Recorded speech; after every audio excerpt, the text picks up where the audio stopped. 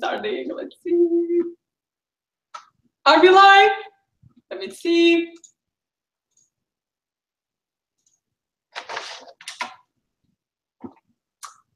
I think we are. We are live. We are. Oh, that's amazing. Hello, my beautiful souls. Welcome to this first ever live stream. I have a very special guest, Lily. Hi, Lily. Hello. Oh, hold on. Hello, everyone. Hello, beautiful souls. I'm with the very beautiful Alexandra here. Thank you, Lily. So everybody are here. Some people will watch later because everybody wants to learn how to find harmony in life. And everybody feel that they can do a little bit better than they're doing now. And everybody know that it's on them. So I have a very extraordinary Lily here to help us discover our little limited beliefs and just to help us along the way. So for those who don't know who Lily is, she's originally from India. She moved to Canada when she was 11 years old. She was working hard her whole life. She finished university, got a job right away. She got countless promotions, and she was in a company for 12 years right now until something really extraordinary happened. Can you tell us a little more about that, Lily? Yes, of course, I could tell you. So I was like everybody else. My life was pretty good. Like, I didn't have a terrible life at all. I had a good job. I had friends around me, but there was something terribly missing in my life. There was a void. And I needed to find out what that is. And I was just kind of recalling what that experience was, like, because I had an aha moment. And that's when I lost someone that was really close to me. Someone passed away a few years ago. And as I went to go visit him after he passed away, I kind of thought about his life and what he has done, and if he had lived a happy life. And the truth was, he didn't. He did not have a happy life. He complained all the time. He lived to 86 years old, so had a long life, but it wasn't a fulfilling one. It was full of regret. And every time I spoke with him, he would complain about his life over and over again. And when he died, I thought to myself that this is actually a good thing that happened to him, because that's not a good way to live. Wow. And then, yeah, and then after we buried him and we walked away, I realized that I wasn't living the life that I wanted. I realized that I was doing the same thing. I was complaining. I had a good-ish life, but I knew I had more inside of me. And I was waiting to I was 30 years old at the time, and I was kind of waiting for a slow death myself. Mm-hmm. And that's when I started searching for meaning, and I started searching for personal development. And then coincidentally, Evan came into the picture, and he introduced, he's like, hey, so I'm working on this new book. Do you want to read it? It's called Your One Word. It's identifying your single most important core value. And that's when I connected with my 6-year-old self. I realized that I wanted to do a lot more with my life. I wanted to see more people. I wanted to see people succeed. And that was the birth of Extraordinary. That's amazing. And I want to just acknowledge you for realizing that you can do more even if you're not in a miserable situation. Like you said, you had a pretty good life. Like, yeah. You know, you were married with the love of your life, and you were working the job. There was, people around you were nice. You loved them, and when you see it from the outside, you had a perfect life. Yeah. So it's not like, oh, I cannot take this anymore, But you realized that you can do so much better. And I think it's really amazing. That's really amazing. So your one word that you mentioned, extraordinary. Mm-hmm. Because of your father? Well, my father represents a part of it. So my father is, how do I say this? He is so hardworking. He actually taught himself how to read and write English. Wow. He never went to school, and he taught himself how to read and write English. And he's somehow one of those people that always made things happen. But he would never, and he never made it happen because he wanted to show off. He had a big ego. He just did it because of the care from me and my mom. And he always wanted to create this life for us. So partially it does come from him. Yeah. So when you move here, nobody speak English? Oh, yes. With him, well, my dad, when he was a lot younger, when he went abroad to work, he had to learn how to speak English. So that was then.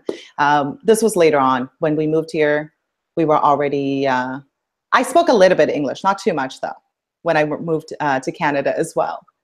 How was for you when you moved? How you like, it was, you know? Oh gosh. You know, it's so funny. Maybe you can relate. I don't know. When you're an immigrant, like the funniest things amaze you. Like I was the most amazed at, like, you know, sliced cheese. Yes. From the supermarket. I was so fascinated. It's like, this is so convenient. You could just put it in on your bread, and you have like, it's just like things that people take for granted. As an immigrant, you're fascinated by it. So that was that. It was fun. I mean, you know, I had a lot of cultural issues when I first moved to Canada. I didn't know what certain things meant. I had a computer program, and then she's like, well, this is a mouse. I'm like, no, it isn't. It's not a mouse. So like stuff like that. Yeah. It was fun though. It was fun. I learned a lot.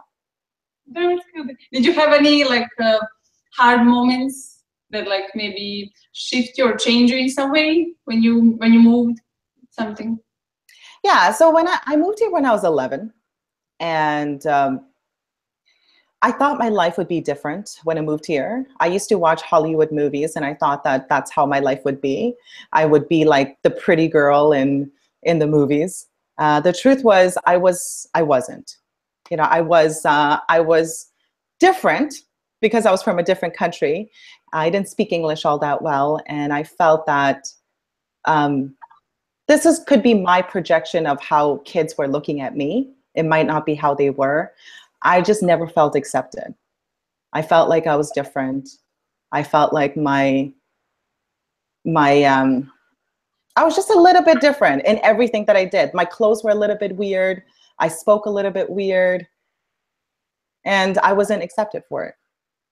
Did you was ever bullied, or you were just feeling that when you see you're like different than everybody else, so that's like make you feel like that, or somebody actually like did something? I wouldn't say I was bullied. I was ignored. Like I just didn't exist. That's probably that's probably worse. I don't know. I felt ignored a lot. Like no one cared about me. I sat alone on the bus. No boy would wanted to like come and dance with me. I just spent a lot of my days alone. Wow. But that make you who you are now. That's Exactly. So is there any like time when you just decide, I'm gonna do this no matter what, I will finish university no matter what? Is the whole this like thing you're moving here and all this like change maybe affect that, like your determination to like never give up and just succeed? Yeah, I didn't know how else to be. I didn't. I think I was always a driven person. Maybe I wasn't driven towards the right things, but I was always driven. I learned that from my dad as well. He just did it. He didn't care. Like when we first moved to Canada, we didn't have a lot of money, and he had to ride his bike in the snow to work. He knew it had to get done, so it got done. And then I was always determined to finish school, to get a job, to buy property, whatever it is. I just made it happen. I mean, I'm huge fan of no excuse policy, so I can relate to that. Good job to your dad. And how was your childhood in India before you moved here? Oh, it was great. It was so amazing. I still look back on it, like the most vivid memories that I have is from my childhood. Oh, that's amazing. Can you share something with us? Of course. Like When I lived in India, I was a daydreamer. So I would just like daydream all day long. The music, there was just like music playing on the streets all the time, like delicious. And then there would be like all this food around that just smelled amazing. People were really vibrant and colorful. And it was an amazing time of my life. It was 11 years of my life, which wasn't that long in comparison to how old I am now, but it was an amazing time of my life. Oh, that's beautiful. Do you ever go there to visit? No, I haven't. I should though. I want to go back. Why not, Lily? Why not? Yeah. That's gonna be your next big mission. I know, exactly. So you mentioned like after he passed away that you felt like you can do more and you can learn and everything grow. Yeah. So what happened?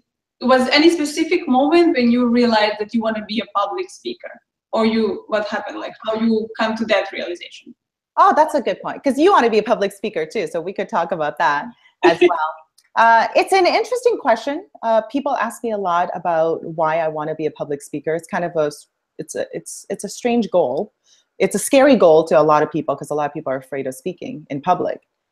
For me, I love stories. I love storytelling. There's something very magical about sitting around a campfire and telling stories to each other.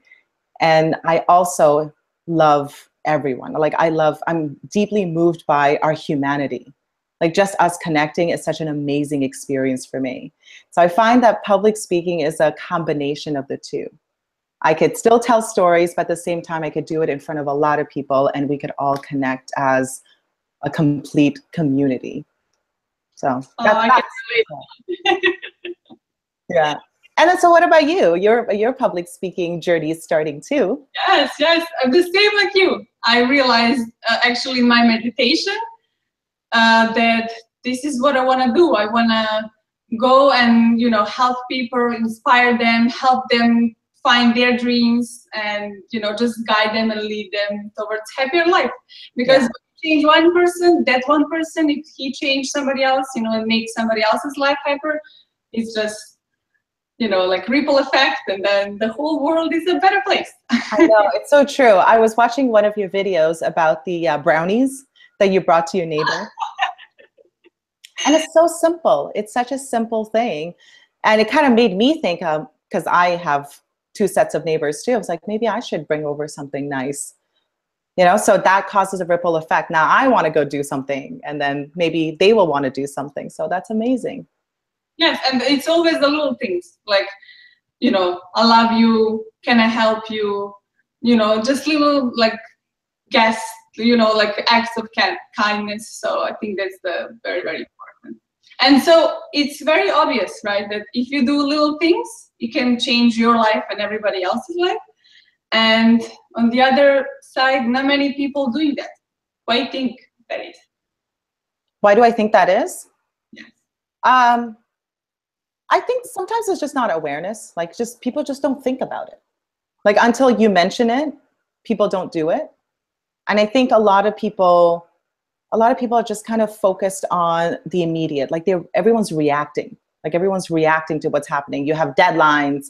You have this to do, you have a task to do, all of that, and you can't just get outside of that. And sometimes it just takes someone like you reminding us that, hey, do something nice for someone.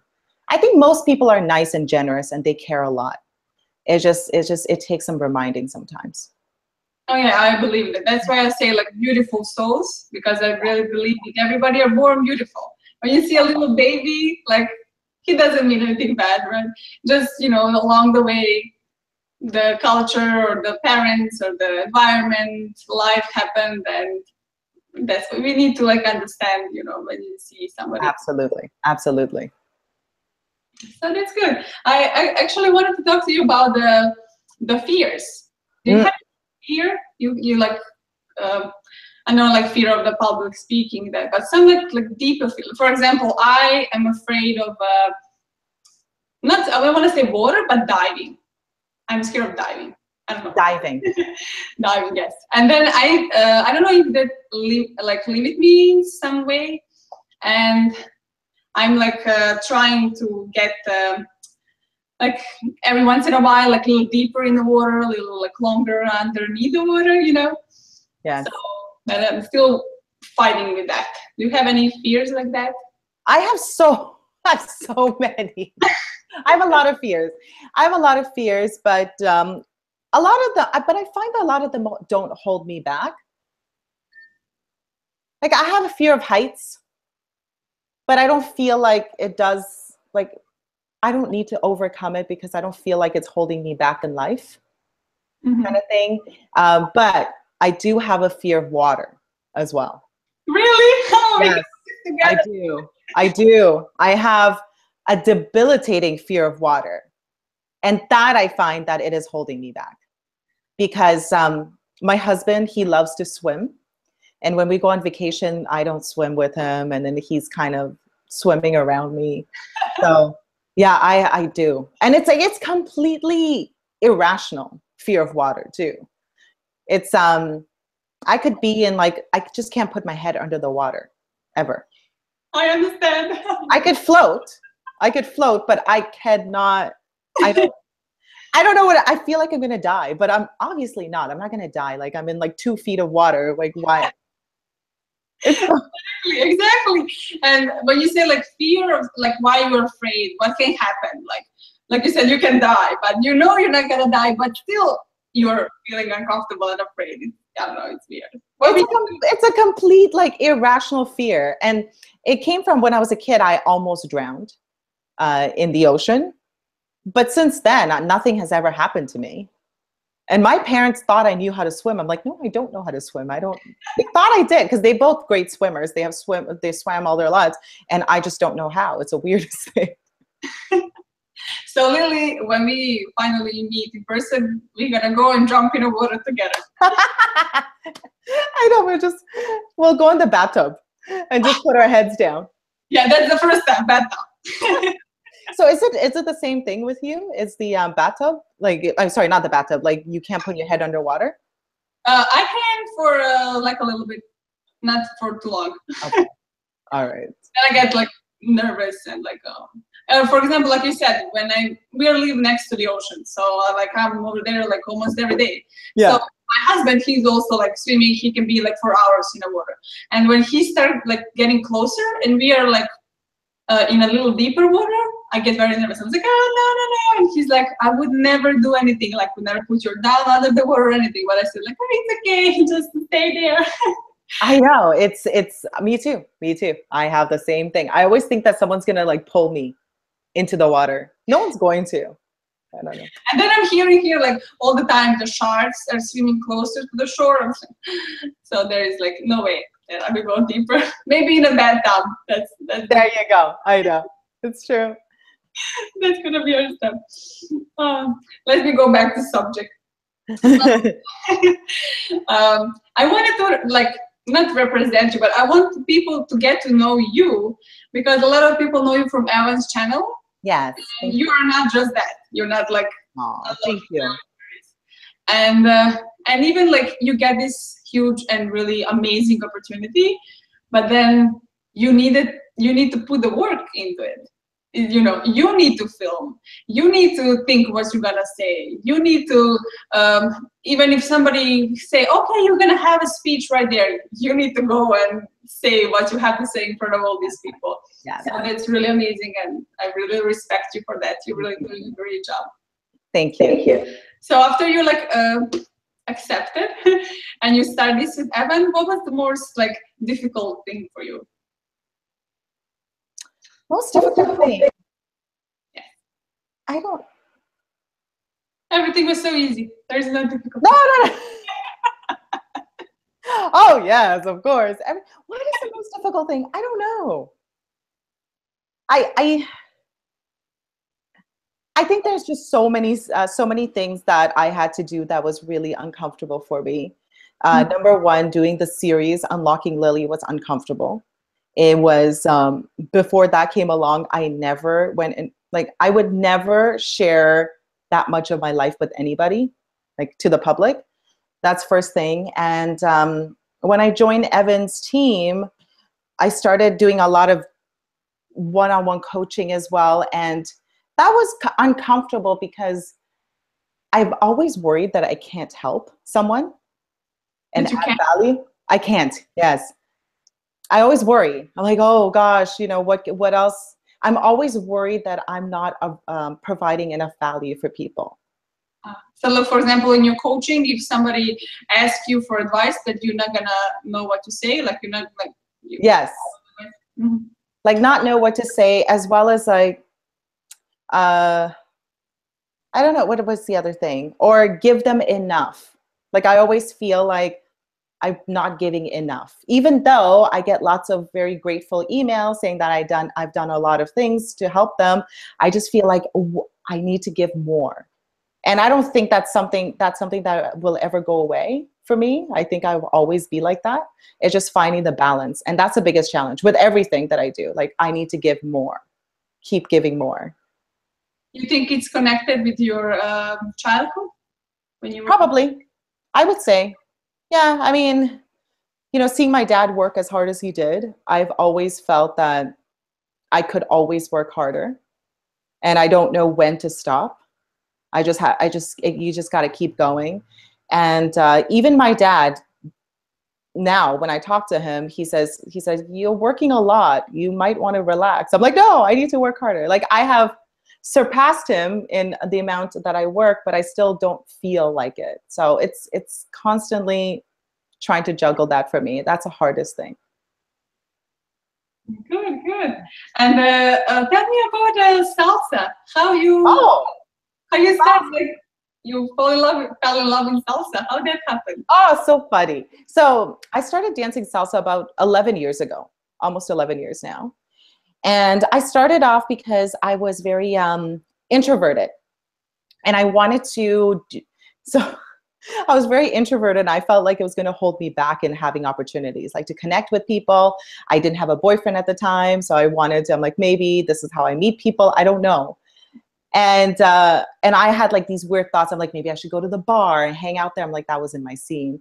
Then I'm like, maybe I'll just go sit in a public place and I'll look beautiful and people are going to come talk to me. That doesn't happen. Okay. It doesn't happen in real life. It only happens in movies. And then I thought to myself, okay, what can I do that I could actually meet people, but not having to talk to them too much? Oh, that's good. That's a good idea. And salsa came around, and then I started taking classes, and I fell in love with it. And then I haven't left it. I'm still a dance teacher today, and 11 years later, it's still been great. Wow, amazing! Yeah. I really want to learn how to dance salsa. So oh yeah, maybe one day you will be my teacher. Of course, I will be anytime. Good. Another thing I wanted to ask you is, in your life, of course, there were like the hard, times like in everybody's life. And was there anything that like your special like strength that you have deep inside that you use only in the like very hard situations? That you like know that, like you said, you're working hard and you will always work hard. So if something happened, you can always find a way, but you need to have this fire inside to keep you moving. Yeah. Can you define that for you? I think I always try to remember why I'm doing this in the first place. Always remember my why. I think we touched upon it a little bit. You believe in the law of attraction. Absolutely, yeah. Absolutely. So you know more about law of attraction than I do, but I always have a vision. And when I was a little girl, I used to daydream a lot. And I used to imagine myself climbing a really high mountain, the highest mountain ever. And then when I got there, I saw all these beautiful people doing wonderful things with their lives, whether if it's like you spreading your message through a YouTube channel, becoming a speaker, seeing people draw beautiful art. everything that they like, whatever their dream was, because you talk a lot about dreams, whatever their dream was, they were doing their dreams, and they were living out their dreams. And that was always the vision I've had since I was really young. So every time I have a hard time, I think about that daydream I had, me climbing the highest mountain to see all of these people do amazing things. So the hard work, the lack of sleep, rejection, all sorts of things kind of just fade away for me. Wow, that's amazing daydream. And you see, you were on a high mountain. Mom, you cannot even pronounce it. You understand what I'm saying. Yeah. But then on the other hand, you were scared of height. I know. Is that funny? I know. It's so, the mountain's a metaphor, I guess. I don't know. Maybe. Yeah. It's weird. It's like I've always had that vision. Always, since I was really young. Have you had any visions like that? Because you talk a lot about law of attraction. When I was a young, no. No. I was a kid, no. So I find out, I mean, the law of attraction it exists. So you can know about it or you don't. You are conscious of it or you don't. Mm-hmm. And I found about it, I heard about it first time when I was in high school. And I was amazed, like, wow, this. And then I thought it's just, I'm just going to think positive and everything is coming. But it's not like that. Like, you need to, work hard, attract yourself. But also there is, like, let me just put it this way. You have a big dream, right? Like this, me now. I have a dream to change the world. Like, I know I can help people discover who they are and just guide them and lead them towards, happiness and fulfillment. Yes. So when I finally admitted to myself and to everybody around me, and I'm sharing this, so many amazing things happened. Like on Evan's channel, like this, you and me now talking. And like the coaching session we had before, it was also like, unbelievable. It was like a magic, right? That just happened.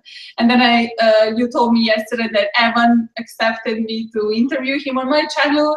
And then yesterday I was like, this is law of attraction. Like, I cannot believe. And it's all because I stepped out of my comfort zone, and I'm here spreading what I want, what I believe, how I want to help.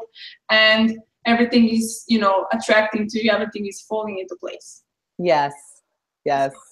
But it took you writing the comments on the videos. It took you, being so positive. Like, if you just sat there and thought about it, it wouldn't happen. Yeah, that's what I'm saying. Like, I watched Evan's channel like for a year, even longer than that, like almost every day.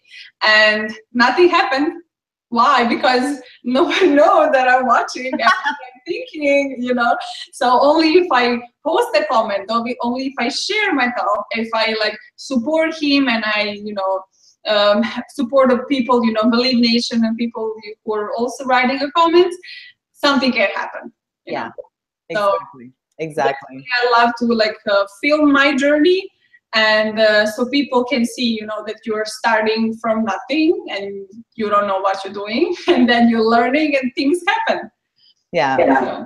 It's very inspiring for other people too, because I'm sure there's a lot of people that want to start YouTube channels too. And for them to see your journey and do such wonderful things and get outside of your comfort zone all the time, that's so inspiring. Oh, thank you. Yeah, it is. It really is. It really is. And like you said on one of your videos, when you felt like you're gonna throw up. Oh gosh, that one. Oh, that one, yes. So, but that's, and I love that you are sharing how it is. Like, if we are like pretending like, oh, I know everything in the world and I'm the smartest and this is so easy, everybody can do it. You just need just to start. It's not that easy. Like, you need to work hard, but if you know for what you are doing it. Exactly. Because it's discouraging. It's discouraging when people make it seem easy, because it makes you think that it's not relatable at all. It's not attainable for you. Exactly. So, yeah, it's true. So I see we agree on so many things. So I will teach you a little more about law of attraction, and you can teach me salsa. There you go. That we got yourself a deal here. That's the deal. And another thing, do you have like special habit that really like makes your life easier that you're doing like every day, like morning routine or something that you are like doing? I do. I have a morning routine. My morning routine kind of changes depending. But right now, what I do is I wake up in the morning, and I live around a lot of nature. I have a lot of trees around me. So I wake up in the morning, I do a walking meditation. So I don't sit, I just kind of walk into my front yard and I kind of look at the trees and appreciate it. And I don't think about anything else, but just focus on nature. And I don't spend too much time doing it, maybe 5 minutes or so. Mm-hmm. I do that. And then sometimes I'll watch a video, sometimes I won't. But I find that the meditation helps me, it grounds me, kind of makes me realize what my purpose is, and kind of like take it all in before everyone else wakes up too, because I wake up pretty early. And yeah, I watch videos, and it changes, depends on what I'm working on at that moment. And it's like, for example, if I'm working on self-confidence, I would watch videos of people with a lot of self-confidence, and I will do that until I start feeling it, and I'll do it. If it's something else, then I would watch something else as well. Do you think there is like one thing that everybody can implement and they can really change their lives? For me, I would say meditation, because I think really meditation is the top priority for me. It's really life-changing for everybody who's doing it. So if like everybody will listen to what I have to say and everybody want to take my advice, I would say meditate. Just meditate. Meditation is amazing. It's and it's not even like something that's like new. It's been around for many, many years, and there's a lot of science, like scientific studies backing it up that it actually works. Yeah, meditation, definitely. I started meditating a few years ago, and I noticed a huge change. I used to struggle with anxiety a lot. And since I started meditating, I find I'm a lot calmer, and I handle situations very differently now than I used to. So meditation for sure. But I think you know, people have to use what works for them. I find that if people try to use my morning routine, it might not work for them. They just have to find something that works for them. But the main thing is, has to be consistent. Oh yes. Oh yes. yeah. Like I can't meditate one day and then not meditate, you know, 2 weeks later kind of thing. I have to be consistent. But I mean, you're talking to someone who meditates, so I love it. But for some people, it doesn't work. Some people, it just like meditation doesn't work for them. I don't know why, but it just doesn't. I think just the people who like say the meditation doesn't work is because they have like different expectation. Like they think they could just gonna sit down the first time and they're just not gonna have any thought or anything like for hours. It's No. not happening, you know. I don't do that. I don't do that kind of meditation. There's different ways. Maybe, you know, also another thing too, people who say that, oh, you know, I don't meditate, but I go for long walks and I just listen to music and I don't think about anything else but the music. That's meditation, right? So there's different ways of, it's just getting into the zone of something. Yeah. You mentioned now that you started a few years ago, and then you also realized that you can do more with your life a few years ago. Is that maybe connected? It could be. It could be connected. Maybe. Yeah, maybe. I'm not sure, but I actually didn't even think about it until now. It could be. It just changed my overall behavior. Okay. Yeah. Just a recommendation for everybody: meditate. I'm obsessed with that. I'm like bothering everybody. When somebody like, oh, they have like some challenges in life and they don't know how to overcome it, or they want like really want to try to like, you know, work on self-development. And I always say, do you meditate? And if the answer is no, like that's your next step. And it's really like, I know like everybody around me like who listened to my advice and who started, it's really like life-changing. Oh yeah, and it's like there's so much studies on it, and it doesn't have to be something that is long either. It could be something that is like just 2 minutes. You Oh can yes, like 2 minutes. just 10 breaths or just like Yeah. yeah. My first experience with meditation was because I used to be one of those people, right? I cannot sit still. I don't think I could do this. And I did my first meditation was like 3 breaths. And that's it. Focusing your breath. And then I started other types of meditation. And I think the longest I've meditated is maybe like an hour and a half, which is a long time. That's a long time to meditate. But you can build up to it. I think a lot of people think that it's like this big unachievable thing that you just can't do because you have to wear certain kinds of clothes, Yes. have incense burning, be in the forest, be on the top of a mountain. No, it's a lot more grounded than people think it is. I think that's another thing too. Yeah, and like in everything, you need to start small. And do you think it's like that with everything in life? Like when you are starting something, you always think that you need to be on the top right away. Like you said, we are now filming our experiences so we can show people that like now like 6 people are watching this and that's all our family. Yeah, 6 people are watching. I don't see it. That's great. I thought no one was watching. Awesome. You have 6 people. Go. Hello, 6 people. Oh, hello, the beautiful souls are watching. Oh, that's beautiful. I had no idea. Yes, and you know this, and now you can say, "Wow, 6 people that are like closest friends and family," and it's amazing, right? And then in 3 years, when we do this, it's gonna be much more. And then when somebody's, just enter, and then he will say, "Oh wow, there is like 20,000 people watching." Absolutely. Oh, it's easy for them, right? But no, we build this, like from the start. I so agree. And when I started salsa dancing, I wished I documented like my first class, right? But I'm doing it now because I wished I did that so I could show my students I haven't always been like this. Because they don't believe me a lot of times. They're like, oh yeah, whatever. I was like, but it's true. But now you and I are documenting our beginning so we could always look back. Because honestly, you're going to look back 6 months from now and you're going to feel like you have improved a lot. And then 6 months after that. And then 10 years later, wow, what a change. Like people always say like, oh, motivational speaker or transformational speaker, like, oh, you can never be like Tony Robbins or like, whatever big speaker. I was like, how many years are he's doing this? Like he didn't just one day wake up and have like 10,000 people showed up on his seminar, No, 40 years he has been doing this, 40 years. And when he started when he was 17. Yes. Sure.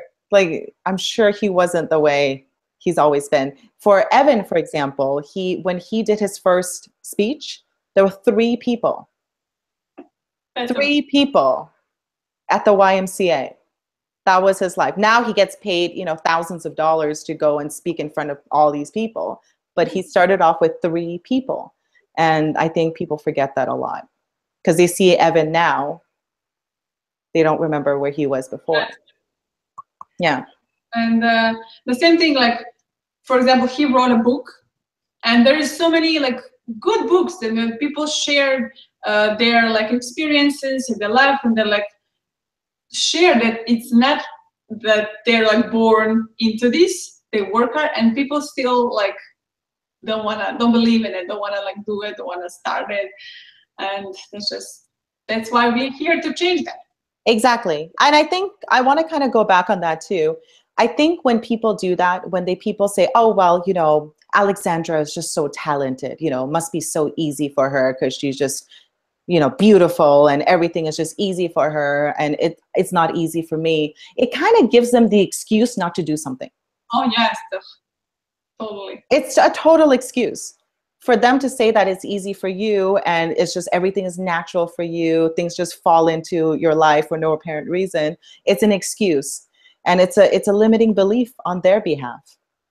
Oh, absolutely. Yes, I agree. 100%. Absolutely. It's so true. Yes. So That's what we're gonna do. We're gonna change all the people. We're gonna, one at a time. We're gonna do it. one person at a time. Yes. Like we were talking, like when we are filming, I spend like 5 hours filming, and then it's like 5 minutes video. You know, and people just see these 5 minutes and they're like, oh, this is amazing, wow, cool. That was so easy for you, right? I just sit down, and especially in English. Like when I hear it, I was like so many mistakes, and then I was like, what I'm saying, like, oh, this is the garbage. I need to film this from the beginning, right? So, but I know. It takes me hours all day. So Fridays for me is my filming day. So that's when I film all my episodes. It takes me all day, 8 hours, like filming my, 5 to 10 minute video. And it's still not good enough. And I still have to go back and do it. Oftentimes I would have to go back and do it like 2 to 3 times before, like 2 to 3 times as in 2 to 3 Fridays, which is 8 hours each time. So it's not easy at all. Not at all. I get it. Yeah, and I've been saving all these videos. So like in 2 years, I will release them. I'll send it to you so you can laugh. We'll have like montage. You know what? I have them all too. They should all put it together and have us like all the mistakes we made. That's awesome. That'd be so fun. That's cool. One more thing I wanted to ask you. Oh yeah. How is work with Evan? Working with Evan is amazing. He's an awesome guy. He's so fun. He's fun to be around, and he's also really really caring. Really, really caring. Like he obviously, everyone knows he believes in you more than you believe in yourself, all of that. But he's like a very kind, compassionate man. And he's the kind of person that you could go to with any problem you have. He's very understanding. And I don't know if enough people know that about him. That's what's different about him that maybe people won't expect. They expect him to be this believe guy with a lot of passion, and he's very motivational, but he's also extremely caring and very understanding. Like there's no problem that he doesn't understand. Like he will always, always listen to me and try to figure things out when I'm having an issue. Yeah. So that's working with him. It's been 3 months now. 3 months we've been working together. It's been great. Great experience. Yeah, I like you said, I noticed this with him because I'm watching a lot of his videos, and especially the Nina's videos. So he was in a lot of the videos. So. Oh, the Nina's videos. Oh gosh, yes, I remember. He's so funny in those videos. They're fun. We need to make Nina to film more. Yes, Nina. We want Nina. We want Nina's recipes. I know. She makes good food. Yeah. Really, really good food. Nina also, such a lovely girl. She's so caring. She's an amazing, amazing woman. I haven't seen her in a while. I haven't seen her in a few weeks, it feels like. Yeah, Nina. Nina Evan Carmichael is her YouTube channel. You guys go follow her. Yeah. I will post the link. There you go. Yes. And another thing I want to talk about is your TED Talk. Oh gosh. Tell me like the whole story about that. Okay, so it's a TEDx talk. It's the whole story behind it. It was like one of those things that I wanted to do. It was like I used to think it was like this big, big thing that will never happen because it seems like only really important, famous people go on stage and talk. So I decided to apply for it. I applied for it. I went through the process. And then I got a call. I got an email saying that, oh, we want to talk to you about your topic. And then I got on the phone. I was so nervous. I got on a conference call. And they started asking me different questions about, my topic, what it's going to be like. And I answered it. And then I was like, okay, is there anything else? And then they're like, okay, well, I do have one more question for you. Are you available on September 11th and September 12th? For like, oh my God. Yes. And you're like, let me just check my schedule. No, sorry. Can we do it some other day? I know. It's one of those things. It's like you're so afraid of it and you think it's such a big deal. And then when it happens, It's like, why didn't I do this sooner? I could have done this a while ago. So you just got to go and do it. Do it. And right now, people will hear this, what you're saying. just do it. It's not as scary as you think. It usually isn't. It's usually what you fear a lot is usually not as bad as you think it is. Yeah, that's what I say. Like, it's all in a head, and then we're making these stories, you know, Yes. like our ego trying to protect us. And then we just like, okay, you know, we have, oh, this is happened, this will happen, and then we just never do anything. We just stay in place. Not a big deal. Not a big deal. So I'm currently working on the speech right now.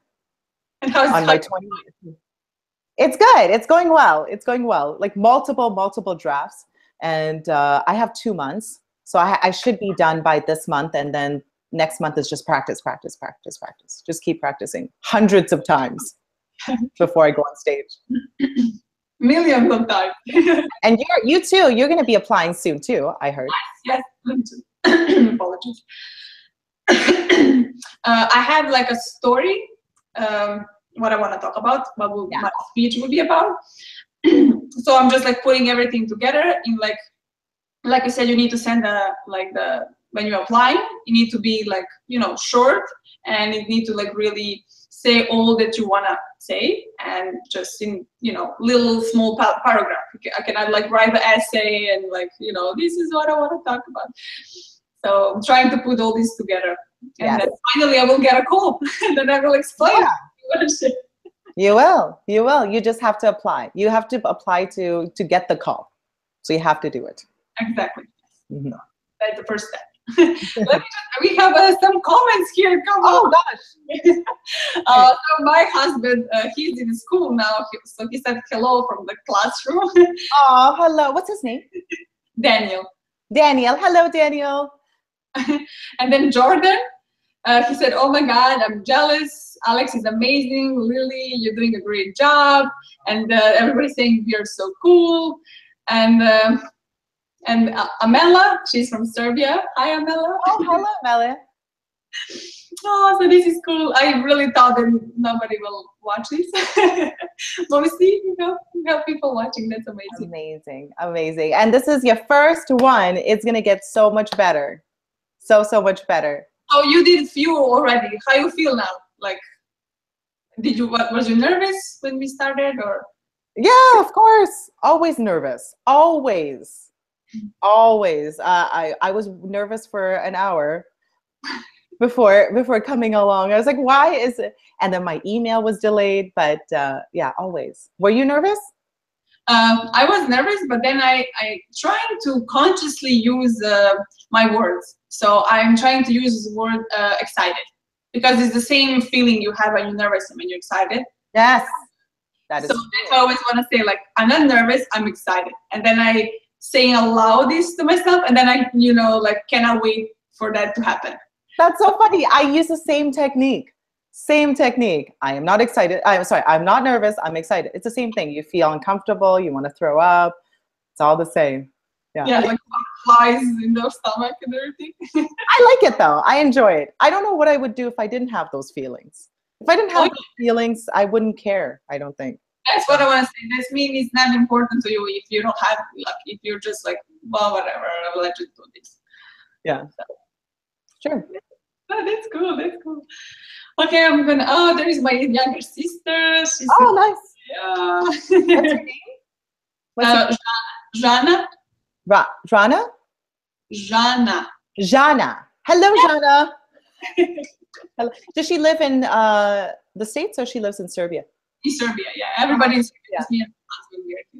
Oh, beautiful. Oh, they must be so proud seeing you do all of this. So they're watching from Serbia. Oh, they're such a support of all my family and friends. Like, I knew that would be my support, like, you know, but it's just extraordinary. Like, you're really, like, I'm very, like, grateful for having everybody around me like that.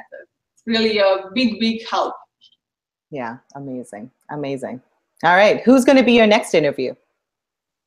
Evan Carmichael. Yes, that'll be good. That'll be really exciting. I will be watching for that. I'll post comments and questions for you. Oh, we're gonna wait for your questions. Of course, always. Okay, Lily, I'm gonna respect your time. Thank you. Thank you so much for this. Like, I cannot even like express my gratitude to you for doing this. Like, thank you, thank you, thank you. And Oh, I'm hoping you had fun. I did. A lot of fun. I'm I hoping fun. I had we're gonna stay in contact and we're gonna change this world together. exactly, exactly. And one day we'll meet in person and magic will happen. Lots of great things are going to happen. Yes. And thank you so much. You're like such a light. There you go. You just radiate light, and it's so wonderful. And since your first comment, I think I noticed you the first time when Evan did like a super fan video for you. Uh-huh. Wow, I was like, this girl, she's so wonderful. And then I realized in your comments, like, you radiate so much light and energy. And it's such a gift for everybody. So thank you. Thank you, Lily. Thank you. Okay, everybody, my beautiful souls, thank you for watching. And this is the end, and there is much more to come in the future. Stay beautiful and share the love, be the light, and we love you. Bye.